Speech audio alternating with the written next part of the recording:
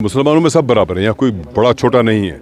आप जब मस्जिद शरीफ में नमाज़ पढ़ने जाते हैं, जो आपके घर में काम करता है, अगर वो वज़ू करके पहले जाएगा तो पहले सफ़े में बैठेगा, और अगर आप मालिक हैं घर के, आप लास्ट में जाएंगे तो आखिरी सफ़े में बैठेंगे। हमारे पास सब बराबर है, इनमें कोई भेदभाव नहीं है, कोई बड़ा छोटा नहीं है। अगर कोई बड़ा छोटा है वो अपनी इबादत से है, उसका वो कितना बेहतरीन मुसलमान है, अल्लाह ताला के कितने करीब है, कितनी इबादत करता है, कितना नेक है, उस हिसाब से बड़ा हो सकता है। अदरवाइज़ कोई बड़ापन छोटापन नहीं है। हाँ, दूसरा होता है कि कौन अमीर कौन गरीब है। जो जितनी मेहनत करता है वो उतना कमाता है।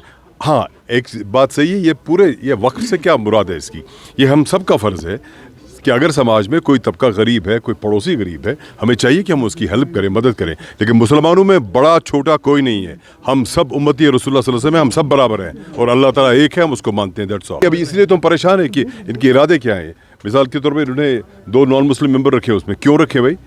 अभी मैं कह रहा था इनको, मैंने कहा क्या हमें अब नमाज कैसे पढ़नी है उनसे पूछना है, कि रोज़े कैसे रखेंगे कब रखेंगे उनसे पूछना है, या चांद कब निकलेगा उनसे पूछना है?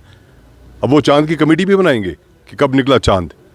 इसलिए हम इस पर जूझ रहे हैं, देख रहे हैं क्या मामला है, इसीलिए तो हम बात कर रहे हैं।